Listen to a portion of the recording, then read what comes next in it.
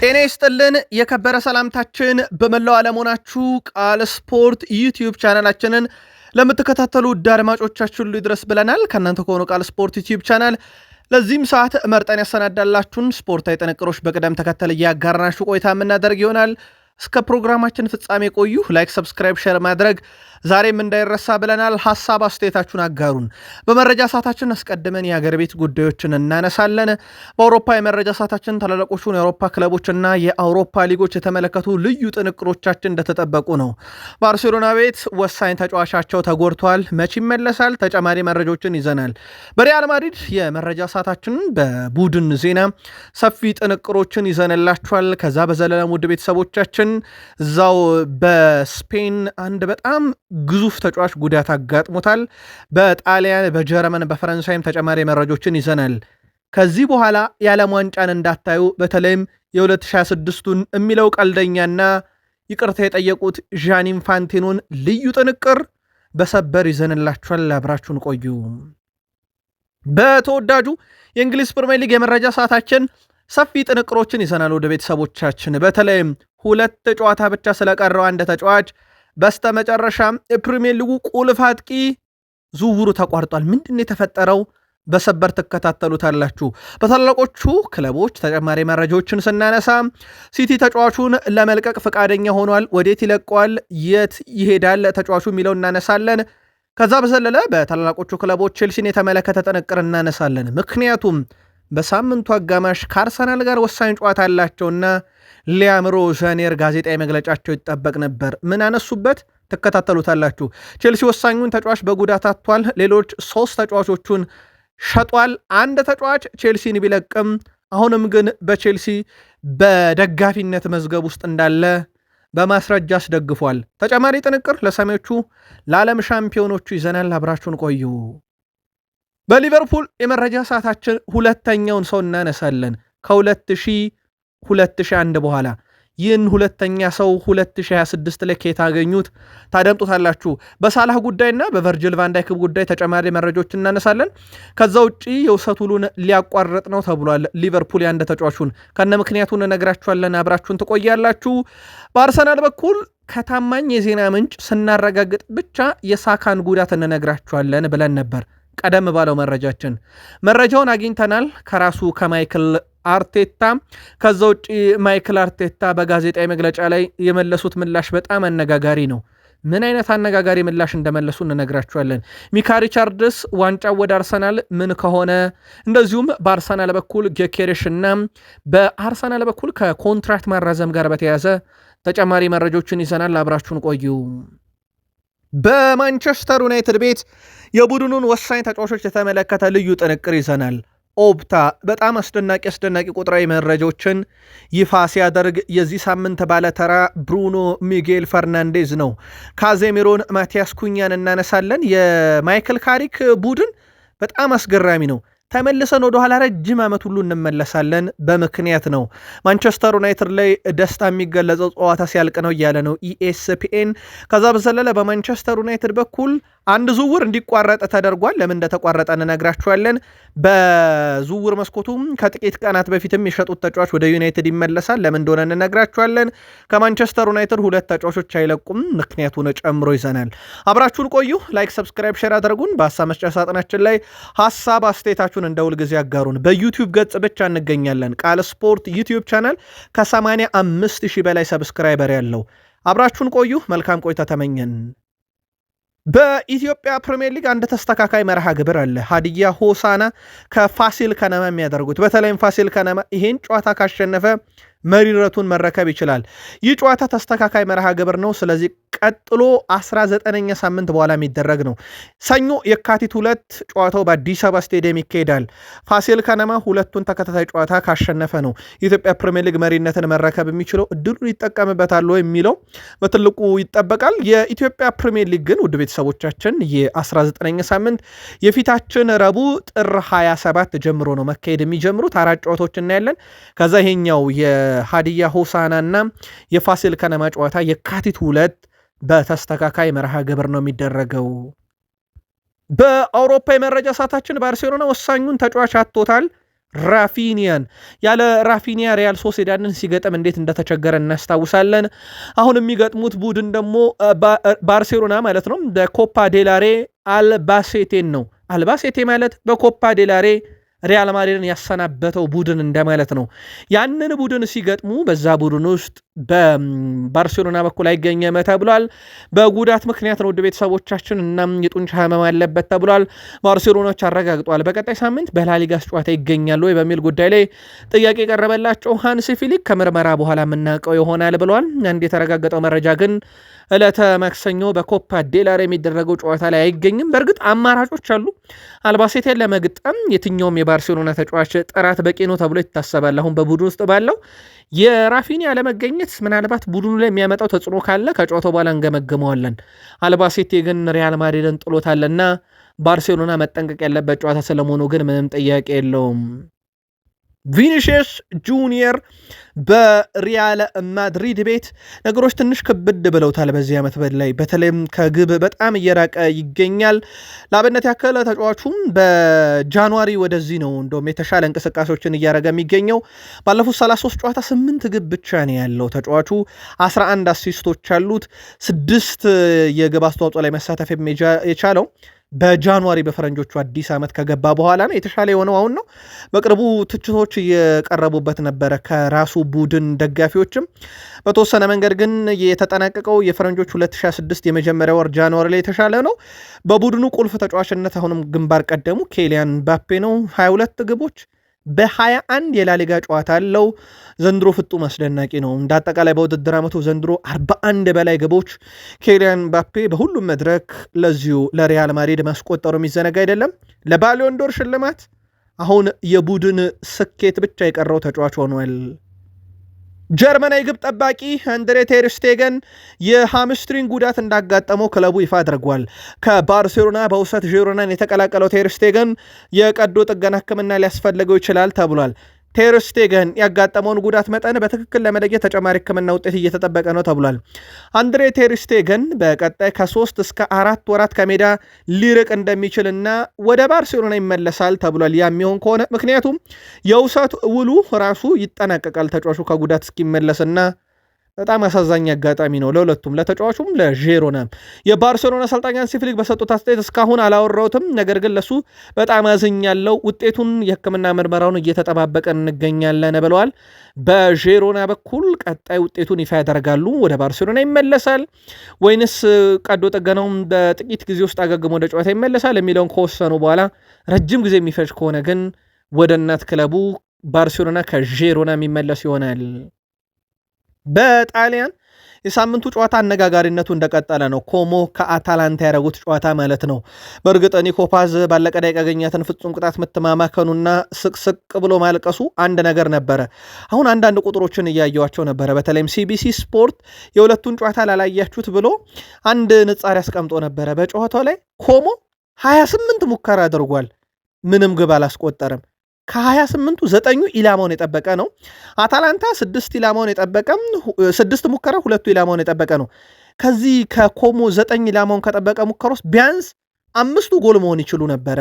በኦፕታ በተሰራው ሬት ቢያንስ 5 ኳስ ስተዋል ማለት ነው። ያለቀለትን በተራ ሙከራ ደረጃ ሳይሆን ግብ መሆን የሚችሉ 5 ኳሶችን ስተዋልና የሴስክ ፋብሬጋሱ ቡድን ኮሞ በዚህ ሳምንት በጣም የሚያስቆጭ ነጥብ እንደ ጣለ ማሳያ ነው። በእርግጥ በመጨረሻ ደቂቃ ኒኮ ፓዝም የሳታት ፍጹም ቅጣት ምት ቡድኑ ከጨዋታው 3 ነጥብ እንዳያገኝ እንቅፋት እንደሆነበት ይታወቃል።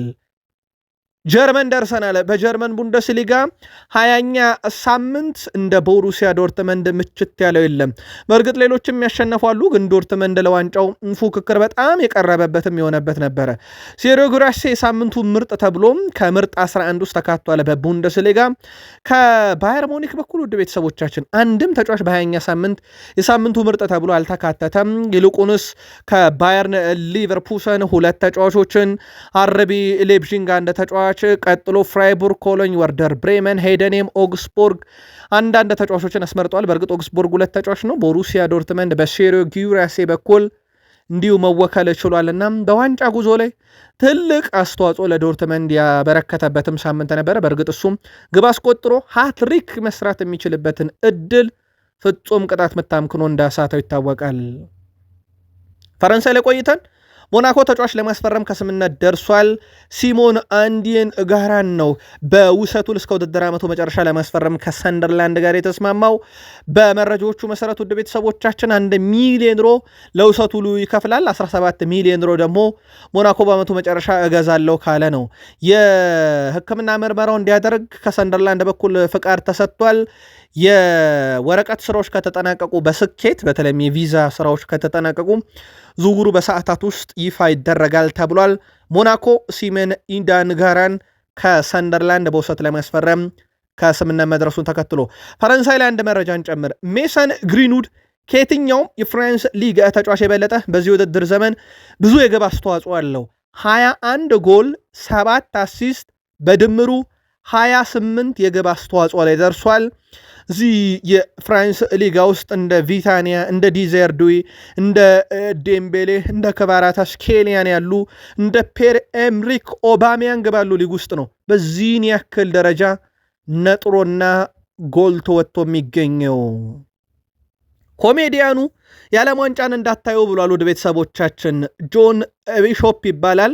እናም የዓለም ዋንጫን እንዳታዩ ብሏል። በእኔ እይታ ይላል ጆን ቢሾፕ የዓለም ዋንጫ የአሁኑ ዓላማው ሁሉ ዶናልድ ጄ ትራምፕን ማግነን፣ እሳቸውን ከፍ ከፍ ማድረግ፣ የእሳቸውን ዝና መጨመር እንጂ እግር ኳሳዊ ጉዳይ ሆኖ አልታየኝምና ይሄኛውን የዓለም ዋንጫ እንዳታዩ እያለ ይገኛል። በጣም አነጋጋሪው ሐሳብ ነበረ። ከዛ በዘለለ የፊፋው ፕሬዚዳንት ዣኒ ኢንፋንቲኖ በቅርቡ ለሰጡት አስተያየትም የብሪታንያን እግር ኳስ ደጋፊዎች ይቅርታ ጠይቀዋል። ፕሬዝዳንቱ በቅርቡ የካታር ዓለም ዋንጫ ሰላማዊ እንደነበር ሲገልጹ በታሪክ ለመጀመሪያ ጊዜ አንድም የብሪታንያ ደጋፊ ያልታሰረበት የዓለም ዋንጫ ብለው ነበረ። አስተያየቱ በኋላ ፕሬዚዳንት ዣኒ ኢንፋንቲኖ ከፍተኛ ተቃውሞ ከወደ እንግሊዝ ቀርቦባቸው ነበረ። ዣኒ ኢንፋንቲኖ አሁን ላይ እነሱን ለማጥቃት ሳይሆን እኔ መናገር የፈለግኩት በሰላም ተጠናቋል ነው፣ ግን ያስከፋውት ሀገርና ዜጋ ካለ ይቅርታ ብለዋል። አክሎም የእንግሊዝ እግር ኳስ ትልቅ አድናቂ ነኝ በማለት የሰጡት የቀልድ አስተያየት ስህተት እንደነበረ ገልጸው ዋና ዓላማዬ ግን ውድድሩ ሰላም መጠናቀቁን ለመግለጽ ነው ብለዋል። ብዙ የብሪታንያ ደጋፊዎች በበጥባጭነት በዓለም ዋንጫ ሪከርድ አላቸውና እሱን እናገራለሁ ብለው ሀገሪቱን አስከፍቷል። ዣኒ ኢንፋንቲኖ በይፋ ይቅርታ ጠይቀዋል። ኢንፋንቲኖ የሩሲያ እገዳ እንዲነሳም እንዲሁ ጠይቀዋል። የዛሬው ሌላ ሰበር መረጃ ነው። ውድ ቤተሰቦቻችን እሳቸው እስራኤልን ይቅጡ ቢባሉ እስራኤልን የነካ አሜሪካን የነካ ነውና ዶናልድ ጄ ትራምፕ አልፈቀዱም የእስራኤልን እገዳ። ታዲያ እሳቸው ሩሲያን ይዘው መጥተዋል። አሁን የዓለም እግር ኳስ የበላይ ፊፋ ጠባቂ የሆኑት ዣኒ ኢንፋንቲኖ ሩሲያ ላይ ጣለው የእግር ኳስ እገዳ ውሳኔ ሊያነሳ እንደሚችል ተሰምቷል። የፊፋው ፕሬዝዳንት ዣኒ ኢንፋንቲኖ የሚመሩት ተቋም የሩሲያ እገዳ ለማንሳት መነጋገር እንዳለባቸው ገልጸዋል። ሩሲያ መታገዷ ያመጣው መፍትሄ የለም ሲሉ የተደመጡት ፕሬዝዳንት ዣኒ ኢንፋንቲኖ ይባስ ብስጭትና ጥላቻን ፈጥሯል ብለዋል። ዣኒ ኢንፋንቲኖ አክለውም የቱንም አይነት ፖለቲካ ቢፈጠር እግር ኳስ የሀገራትን ግንኙነት መጠበቅ አለበት ብለዋል። በሌላ በኩል ዣኒ ኢንፋንቲኖ የትኛውም ሀገር እግር ኳስ አናግድም ሲሉ እስራኤል እንድትታገድ የቀረበውን ጥያቄ ተቃውመዋል። እሳቸው ሩሲያን ካገዱ ግን ዘመናት የለም። ሩሲያ ከዩክሬን ጋር የገባችው ግጭት ተከትሎ ከ4 ዓመት በፊት እሳቸው ሲያግዱ አሁን ጋዛ ላይ ጭፍጨፋ ፈጥማለችና እስራኤል ከእግር ኳሱ ልክ እንደ ሩሲያ ትገለል ቢባል ዶናልድ ጄ ትራምፕ ምን ሲደረግ ብለዋልና እሳቸው አሁን ሩሲያን ካርድ ይዘው መጥተው ህዝብ ልብ ውስጥ ሊገቡ ይሆን? ዣኒ ኢንፋንቲኖ። ለማንኛውም ብዙ አነጋጋሪ ጉዳይ የዓለም ዋንጫ እየተቃረበ ነውና ፊፋ ዣኒ ኢንፋንቲኖ፣ ዶናልድ ጄ ትራምፕ፣ ኮሜዲያኑ ጆን ቢሾፕ አነጋጋሪነታቸው ዛሬ እንደቀጠለ ይገኛል። ውድ የቃል ስፖርት ዩቲዩብ ቻናል ቤተሰቦቻችን ከእናንተ ከሆነ ቃል ስፖርት ዩቲዩብ ቻናል የሰዓቱን የተመራረጡ ስፖርታዊ ጥንቅሮች እያጋራናችሁ እንገኛለን። ከተወዳጁ የእንግሊዝ ፕሪሚየር ሊግ ብቻ ወዳገኘናቸው የዕለቱ ጥንቅሮች እንሻገራለን። ከፕሪሚየር ሊግ የመረጃ ሰዓታችን ጋር ስትቆዩ ላይክ፣ ሰብስክራይብ እና ሼር ማድረግ እንዳይረሳ ብለናል። ውድ ቤተሰቦቻችን በተወዳጁ የእንግሊዝ ፕሪሚየር ሊግ አንድ ጨዋታ በትልቁ ይጠበቃል። ጨዋታው ፌብሩዋሪ 11 ከ9 ቀናት በኋላ ይደረጋል። ቪላ ፓርክ ላይ አስቶን ቪላ ከብራይተን የሚያደርጉት ጨዋታ ነው። የሚጠበቀው በአንድ ምክንያት ነው። ጄምስ ሚለር በጨዋታው ስንትም ደቂቃ ይጫወት ከተጫወተ በፕሪሚየር ሊግ 653ኛ ጨዋታ ይሆናል። ያ ማለት ከምንጊዜም በፕሪሚየር ሊጉ በርካታ ጨዋታ ካረገው ጋሬዝ ባሪ እኩል 653 ይሆናል ማለት ነው። የቪላ ፓርኩ ጨዋታ ለጋሬዝ ቤል ታሪካዊ ነው። በነገራችን ላይ 2 ጨዋታ የቪላን ጨምሮ ማለት ነው ከተጫወተ የምንጊዜም እንግሊዝ ፕሪሚየር ሊግ በርካታ ጨዋታን የተጫወተው ተጫዋች ጄምስ ሚለር ይሆናል። ለመሆኑ ሚለር የት ሲጫወት ታውቁታላችሁ? አሁን በብራይተን እንደሚገኝ ይታወቃል። በስተመጨረሻም የአጥቂው ዝውውር ተቋርጧል። ኤስ ሚላን የክሪስታል ፓላሱን የፊት መስመር አጥቂ ዣን ፌሊፔ ማቴታን ለማስፈረም ከስምነት ደርሶ ለሕክምና ምርመራውም ሲባል ከክሪስታል ፓላስ የሳምንቱ ጨዋታ ውጪ እንዲሆን ተደርጎ ነበረ። ይሁን እንጂ አሁን ላይ በወጡ መረጃዎች መሰረት የኤስ ሚላን ዝውውር መቋረጡን የጣሊያን መገናኛ ብዙሃን ስካይ ኢታሊያን ጨምሮ ዘግበዋል። የተጫዋቹ ዝውውር ሊቋረጥ የቻለው የሕክምና ምርመራውን ማለፍ ባለመቻሉ መሆኑ ተረጋግጧል። ኤስ ሚላን በበኩሉ ከስምነት ቢደርስም ከዝውውሩ ለመውጣት ከውሳኔ መድረሳቸው ተረጋግጧል። በዚህ ምክንያት ጀርገን ስትራንድ ላርሰን ወልቨስ ለቆ ወደ ፓላስ የሚያደርገውም ዝውውር ተንጠልጥሎ ቀርቷል ማለት ነው። ወደ ቤተሰቦቻችን ጉዳዩ ላይ ዣን ፊሊፔ ማቴታ ቀርቷል። የጀርገን ስትራንድ ላርሰን ዝውውር ግን ምን ይሆናል የሚለውን በመጨረሻዎቹ ሰዓት እንከታተለዋለን። በሲቲ በኩል ተጫዋቻቸውን ለመልቀቅ ወስነዋል። ካልቨን ፊሊፕስ ሼፊልድ ዩናይትድን ይቀላቀላል። የማንቸስተር ሲቲ ተጫዋች ካልቨን ፊሊፕስ ሼፊልድ ዩናይትድን ለመቀላቀል ከስምነት መድረሱ ተረጋግጧል። ተጫዋቹ የመግዛት አማራጭ ባላካተተ የውሰት ውል እስከ ውድድር ዘመኑ መጨረሻ እንደሚቀላቀል ተረጋግጧል። የ30 ዓመቱ አማካኝ ካልቨን ፊሊፕስ በቀጣይ ዝውውሩን ለማጠናቀቅ የሕክምና ምርመራውን ያደርጋል። ካልቨን ፊሊፕስ ከኢፕስዊች ውሰት ከተመለሰ በኋላ በዚህ ዓመት ለማንቸስተር ሲቲ 1 ጨዋታ ማድረግ ችሏል። ካልቨን ፊሊፕስ ሊድስ ዩናይትድን ለቆ በሲቲ መለያ መጫወት ከጀመረ በኋላ ከተጫወተበት ጨዋታ በላይ በውሰት የዞረባቸው ክለቦች ልቀዋልና አሁን ደግሞ ተረኛው ወደ ሌላኛው የእንግሊዝ ክለብ ሼፊልድ የሚቀላቀል ይሆናል። የሰማዮቹ አሰልጣኝ ሊያም ሮዛኔር የአርሰናልን ጨዋታ በተመለከተ ጉልበት የሚጠይቅ ጠንካራ ጨዋታ ብለውታል። ጨዋታው ጠንካራና ጉልበት የሚጠይቅ የኃይል ጨዋታ ይሆናል ብለው እንደሚጠብቁ የገለጹት አሰልጣኙ ለዚህም ተጫዋቾቼን አነሳሳለው ብለዋል። በሌላ በኩል ስለ ጨዋታው ሁኔታ ያነሱት አሰልጣኝ ሊያም ሮዛኔር እውነት ስንነጋገር ወደ ቀጣዩ ዙር የማለፍ ቅድመ ግምቱ የአርሰናል ነው ሲሉ ተደምጧል። ውድ የቃል ስፖርት ዩቲዩብ ቻናል የቼልሲ ደጋፊዎች ይሄን ያሉት የቼልሲው አሰልጣኝ ናቸው። በእርግጥ ቡድናቸው 3-2 እንደተመራ እንደሆነ ሊያም ሮዛኔር ያውቁታል። አክሎም እሳቸው ይቀጥላሉ። እኛ በተቻለ መጠን ለማለፍ እንሞክራለን። ሁለተኛ አጋማሽ ጨዋታውን መልክ ለማስያዝ ወሳኝ እንደሚሆን እንጠብቃለን ብለዋል። አርሰናልና ሚኬል አርቴታ ስላደረጉትና ስላላደረጉት ነገር የማውራት ምንም ፍላጎት የለኝም፣ እኔን አይመለከትም ያሉት ሊያም ሮዛኔር እኔን የሚመለከተኝ ጨዋታውን አሸንፎ ወደ ዋንጫ ማለፍ ነው ብሏል። ቼልሲ ከአርሰናል ጋር ምሽት 5 ሰዓት ኤምሬትስ ስቴዲየም ላይ ማክሰኞ ምሽት ጨዋታው ይደረጋል። የመጀመሪያ ዙር ጨዋታም በስታንፎርድ ብሪጅ ላይ አርሰናል ቼልሲን 3-2 አሸንፏልና የመልሱ ጨዋታ ውጤት የመቀልበስ ግዴታ ለቼልሲ ተጋፍጧል። ውድ የቃል ስፖርት ዩቲዩብ ቻናል ቤተሰቦቻችን በተለይም የቼልሲም የአርሰናልም ደጋፊዎች በጨዋታው ዙሪያ መልከታችሁን ጻፉልን። የሰማዮቹ ተጫዋች ጄም ጊተንስ ጉዳት እንዳጋጠመው አሰልጣኝ ሊያም ሮዛኔር አስታውቀዋል። ተጫዋቹ ባጋጠመው ጉዳት ምክንያት ለምን ያክል ጊዜ ከሜዳ እንደሚርቅ እንደማያውቁ አሰልጣኝ ሊያም ሮዛኔር ጨምረው ገልጸዋል። ለሱ በጣም አዝኛለሁ። ቋሚ ላደረገው ፈልጌ ነበር። እሱ ምን ማድረግ እንደሚችል እንዲያሳይ ፈልጌም ነበር። ጉዳቱ ግን ከፋና እሱን ከሜዳ ጠፋ ብለዋል። በሌላ በኩል ኤስታቪዮ በግል ጉዳይ አስቸጋሪ ጊዜን እያሳለፈ እንደሚገኝና ስለ መመለሻው ጊዜ ጫና ሊያሳድሩበት እንደማይፈልጉ ግን ኤስታቪዮ የግል ችግር ገጥሞታል ብለዋል። ሊያም ሮዛኔር በዚህ ጋዜጣዊ መግለጫቸው ግን ተጫዋቻቸው ምን አይነት የግል ጉዳይ እንደገጠመው አልገለጹምና ቃል ስፖርት በዩቲዩብ ቻናላችን ብቻ መረጃውን አጣርተን በዩቲዩብ ገጻችን ላይ ቃል ስፖርት ከ85,000 በላይ ባለው እናጋራችኋለን።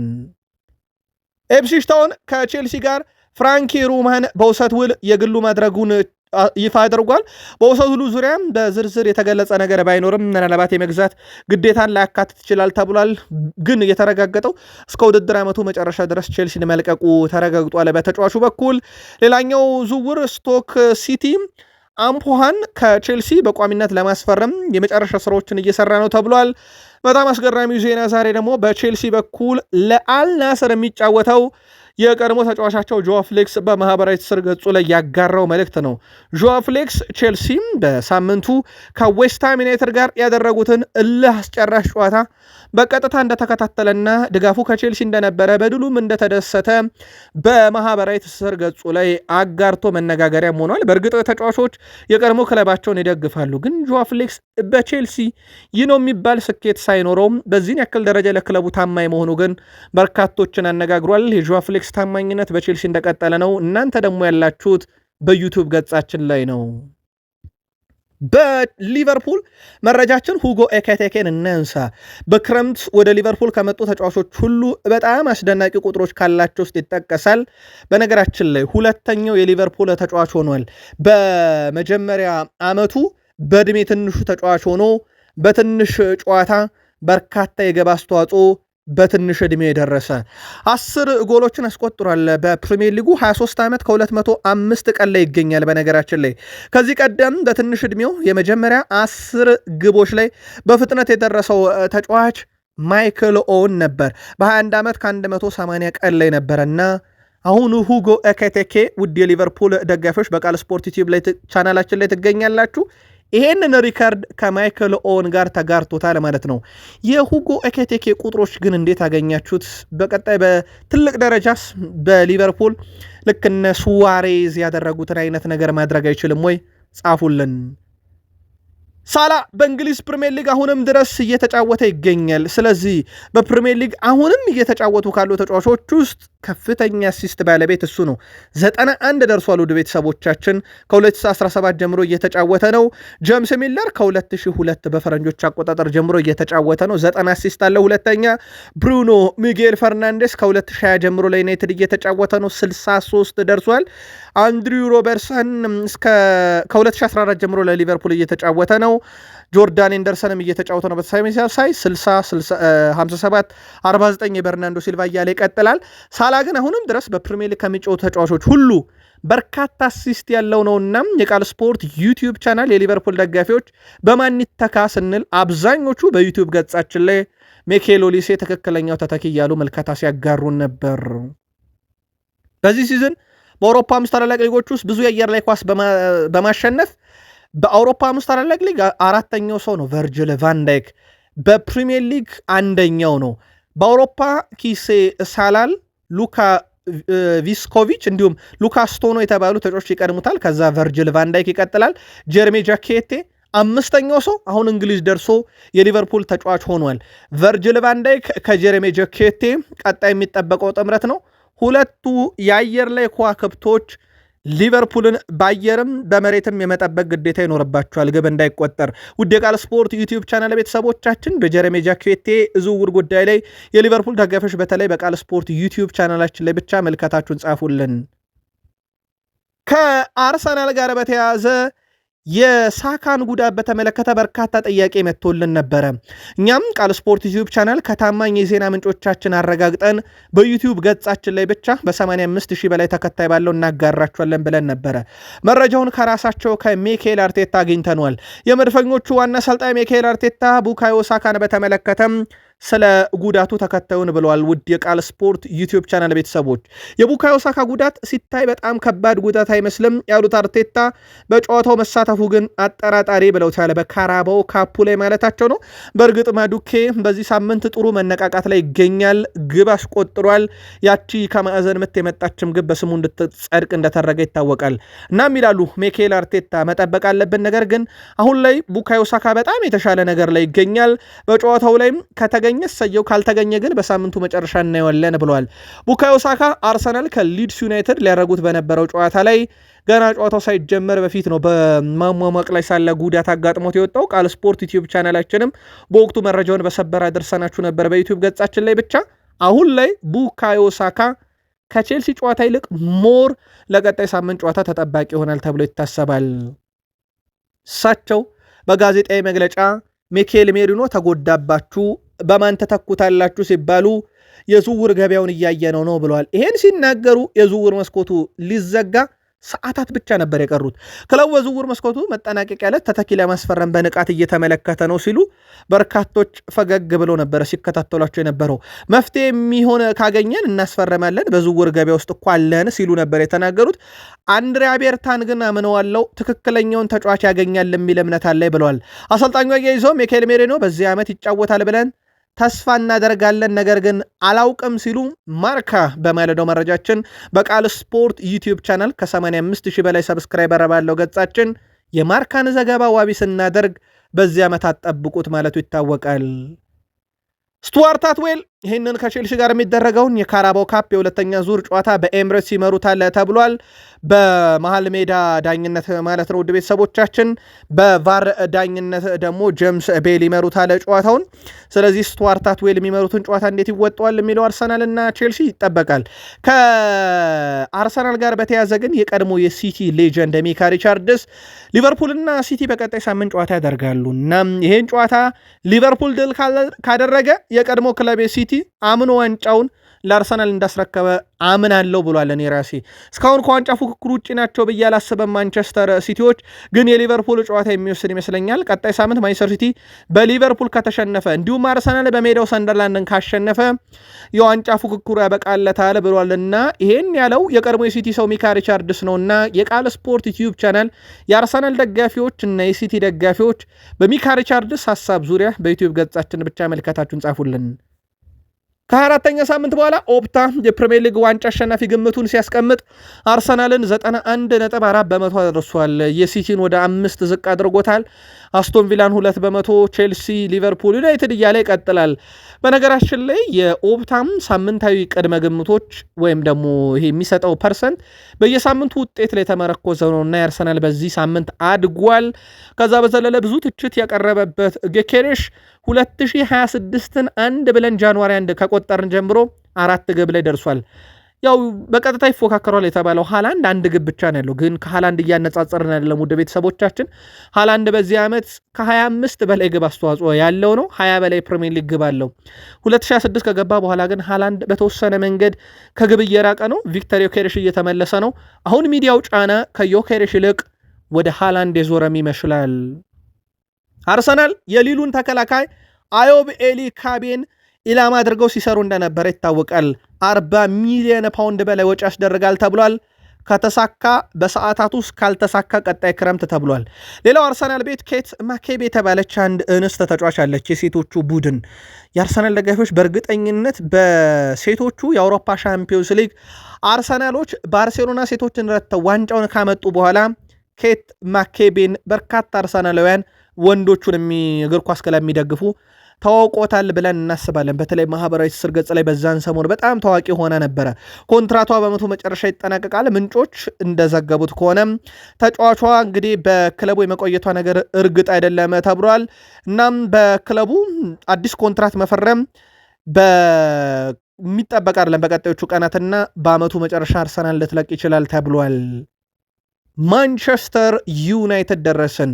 ብሩኖ ሚጌል ፈርናንዴዝ በሀሳብ መስጫ ሳጥናችን ላይ በተለይም በቃል ስፖርት ዩቲዩብ ቻናላችን ላይ በርካታ ሀሳብ ከመጣው አንዱ የብሩኖ በተለይ መወድሶች ነበሩ። ብሩኖ ማለት ውድ ቤተሰቦቻችን በዚህ ውድድር ዓመት 12 አሲስት ያለው በፕሪሚየር ሊጉ ቀዳሚ፣ አሲስት ሊሆኑ የሚችሉ ኳሶችን በማቀበል በፕሪሚየር ሊግ ቀዳሚ፣ በርካታ የግብ ዕድል የፈጠረ ቀዳሚ፣ በርካታ ትልልቅ የግብ ዕድል የፈጠረ ቀዳሚ፣ ከክፍት ጨዋታም በርካታ የግብ ዕድል የፈጠረ ቀዳሚ፣ ቁልፍ ኳሶችን በተከላካዮች መካከል በማቀበል ቀዳሚ። ይህ ሁሉ ቁጥር ብሩኖ ሚጌል ፈርናንዴዝን በፕሪሚየር ሊጉ አንደኛ ያስቀምጠዋል። ማንቸስተር ዩናይትዶች በክረምት ሊሸጡት ከሳውዲ ክለቦች ጋር በጎን ሲነጋገሩበት ሰምቶ የተናደደው ብሩኖ በሩበን አሞሪም አማካኝነት በዩናይትድ እንዲቆይ መደረጉን ቃል ስፖርት ዩቲዩብ ቻናላችን በወቅቱ ዜና ሰርተን አደርሰናችሁ ነበረ። ምናልባት የዩናይትድ ደጋፊዎች ከሩበን አሞሪም ውለት አለብን ካሉ ብሩኖን ማቆየቱ ነው የአሞሪም ሂደት በትልቁ ሊወደስ የሚገባው። ከዛ በኋላ ብሩኖ ፈርናንዴዝ በዩናይትድ ያደረገው ነገር ቁጥሮች በብዙ ይገልጹታል። ካርሎስ ካዜሜሮ በአመቱ መጨረሻ ይለቃል። በነገራችን ላይ ዩናይትድን ከተቀላቀለ በኋላ 35 የግብ አስተዋጽኦ አለው። በተለይም የቆመ ኳስ አጠቃቀም ላይ በዩናይትድ ቤት ብዙ ነገሮችን አሻሽሏል ማለት ይቻላል። ሌላው ሮይ ኪን ስለ ማቲያስ ኩኛ የተናገረው ነገር በጣም አነጋጋሪ ይሆናል። ውድ የቃል ስፖርት ዩቲዩብ ቻናል ቤተሰቦች 85,000 በላይ ሰብስክራይበር ባለው ገጻችን ላይ ናችሁ። ሮይ ኪን ሲቀጥል ጋርናቾን ሸጠ ኩኛን መግዛት በዩናይትድ በ15 ዓመት ውስጥ ያልታየ ጥራት ያለው ውሳኔ ብለዋል። አንዳንድ የዩናይትድ ደጋፊዎችም በማህበራዊ ትስስር ገጽ ላይ የጋርናቾ መውጣት አሁን ላይ ነው ጥቅሙን ያወቅነው እስኪሉ ድረስ ነው። የኩኝሃ ወደ ማንቸስተር ዩናይትድ መምጣት ቡድኑን ያሻሽላል ተብሎ ቀድሞም ተጠብቆ ነበር። ወልቭስ ቤት አይተነዋል። ማቲያስ ኩኛን ብራዚላዊ ነው። ብዙ ነገሮቹ ሊጠቀሱለት ይችላሉ። የዩናይትድ ደጋፊዎችስ በዩቲዩብ ገጻችን ላይ መልከታችሁን ስለ ተጫዋቹ አጋሩን። ማይክል ካሪክ በማንቸስተር ዩናይትድ ሽንፈትን አያቃትም። በነገራችን ላይ ማይክል ካሪክ ዩናይትድን የመራው 3 ጨዋታ ብቻ አይደለም። ውድ ቤተሰቦቻችን 3ቱ ጨዋታ ከዳረን ፍሌቸር አሁን ከተቀበለ በኋላ ነው። ከዛ በፊት ግን በጊዜው የአሰልጣኝነት በዩናይትድ በአንድ ወቅት ሰርቶ ነበረ። የኡናይ ኤምሪውን ቪላሪያል፣ የቶማስ ቱዌሉን ቼልሲ እና የማይክል አርቴታውን አርሰናልን በወቅቱ ገጥሞ የኡናይ ኤምሪውን ቪላሪያል እና የማይክል አርቴታውን አርሰናል አሸንፎ ነበረ። 3-2 ነበር አርሰናል በወቅቱ ያሸነፈው። ዳግም አሁንም 3-2 አሸንፏል። እንደ አጠቃላይ ማይክል ካሪክ ዩናይትድን በአሰልጣኝነት የመራው የጨዋታ ብዛት 6 ነው። ውድ የቃል ስፖርት ዩቲዩብ ቻናል ቤተሰቦቻችን ቃል ስፖርት ላይ በዩቲዩብ ገጻችን ከ85,000 በላይ ሰብስክራይበር ባለው ቻናላችን ላይ ትገኛላችሁ። እሳቸው በመሩት 6 ጨዋታ ታዲያ ማንቸስተር ዩናይትድን 5ቱን ረተውም አንድ ጨዋታ ከቼልሲ ጋር ከቶማስ ቱዌሉ ቡድን ጋር አቻ የወጡት ነው። ማይክል ካሪክ ቋሚ መሆን አለባቸው ማለቱን ዋይኒ ማርክ ሩኒ ቀደም ባለው ስፖርታዊ ጥንቅራችን አድርሰናችሁ ነበር። ኤስፔን ለየት ያለ መረጃን ይዞ ወጣው ስለ ዩናይትድን ግባግበህበት ብዙ አትደሰት ይላል የዛሬው የኤስፔን ዘገባ። አርሰናል 84ኛው ደቂቃ ላይ አግብቶበት 87ኛው ደቂቃ ላይ አዝነው ወጥቷል የሚለው ኤስፔን ፉልሃምንም የገጠመው ያው ነው ይላል። ሌላኛውን የለንደን ክለብ ፉልሃምም ቢሆን 91ኛው ደቂቃ አስቆጥሮ ቢደሰትም ከ3 ደቂቃ በኋላ ልክ እንደ አርሰናል 3 ደቂቃ ነው የአርሰናል የግብ ልዩነቱ። ከ3 ደቂቃ በኋላ ግብ ተቆጥሮ አዝኗልና ዩናይትድ ቤት ጨዋታው ሳይልቅ አትደሰቱ የሚል ዘገባን ዛሬ ይዞ ወጥቷል ኢኤስፒኤን። የማንቸስተር ዩናይትድ ተከታታይ ጨዋታዎች በተመሳሳይ የግብ ልዩነት በተመሳሳይ የደቂቃ ልዩነት ያሸነፉበት፣ በተለይም የአርሰናልም 3 ደቂቃ ልዩነት ነው ጨዋታውን የገለበጡት። የፉልሃሙንም ጨዋታ በ3 ደቂቃ ልዩነት ነው የቤንያሚን ሼሽኮ ግብ ተቆጥራ የነበረችው። ታይለር ማላሺያ ወደ ኢስታንቡል መጓዝ ጀምሮ ነበረ። እነ ጄሰን ዊልኮክስ ግን ይህ ተጫዋች መመለስ አለበት ብለው ወስነው መልሶታል። ውድ የቃል ስፖርት ዩቲዩብ ቻናል ቤተሰቦች ታይለር ማላሲያ የተመለሰበት ዋና ምክንያት የፓትሪክ ዶርጉ ወቅታዊ ጉዳት ነው ተብሏል። በዚህ ምክንያት ታይለር ማላሲያ በዩናይትድ ይቆያል። ከፓትሪክ ዶርጉ ጋር በተያያዘ ምናልባት ለዩናይትድ ደጋፊዎች መረጃ ለማድረስ ያክል የዛሬ ዓመት ልክ በዛሬዋ ቀን ነበረ በ25 ሚሊዮን ፓውንድ የግላቸው ያደረጉት ማንቸስተር ዩናይትዶች ፓትሪክ ዶርጉ ዩናይትድ ከመጣ በኋላ በማይክል ካሪክ ስር ድንቅ ጊዜን አሳልፎ የሳምንቱ የፕሪሚየር ሊጉ ምርጥ ተጫዋች፣ የማንቸስተር ዩናይትድ ምርጡ ተጫዋች፣ የወሩ ምርጡ ግብ ሁሉ ያሸነፈበት ሳምንትና ወር ላይ በጉዳት ምክንያት ቢያንስ ከአንድ ወር በበለጠ ጊዜ ከሜዳ መራቁ የሚዘነጋ አይደለም። ጆሽኳ ዜርኪዝ እስከ ውድድር ዓመቱ መጨረሻ ድረስ በማንቸስተር ዩናይትድ ይቆያል። በሮማና በተለያዩ የፕሪሚየር ሊግ ክለቦች ፍላጎት ቢኖርም ግን ተጫዋቹ በማይክል ካሪክ ስር ይቆያል ተብሏል። ወደ ብቃቱም የመመለስ ተስፋ አለው። ጉዳት ላይ እንዳለ ይታወቃል። በቅርቡ ይመለሳል ተብሏል። ሌላው ከጥቂት ቀናት በፊት በማንቸስተር ዩናይትድ ቤት ውሰት ውል ለቆ ወደ ኖርዊች ያቀናው ሃሪ አመስ ጉዳት አጋጥሞታል። ወደ ማንቸስተር ዩናይትድ ይመለሳል ተብሏል። ለተጫዋቹ በጣም አሳዛኝ የሚባል አጋጣሚ ነው። ቃል ስፖርት ዩቲዩብ ቻናላችንም መረጃዎችን በ3 የመረጃ ሰዓት በማለዳው በምሳ ሰዓትና በምሽት በ2 የዩቲዩብ ገጽ ብቻ ለእናንተ እናደርሳለን። ከዩቲዩብ ገጽ ውጭ መረጃዎችን ከተከታተላችሁ ከኛ እውቅናና ፍቃድ ውጭ ነውና እነኛን ጣቢያዎች ሪፖርት በማድረግ ቃል ስፖርት ዋናውን የዩቲዩብ ገጽ እንድታበረታቱ በትህትና ጠይቀን የአሁኑን ጥንቅር እዚህ ጋር አብቅተናል። መልካም ጊዜ ሆነላችሁ።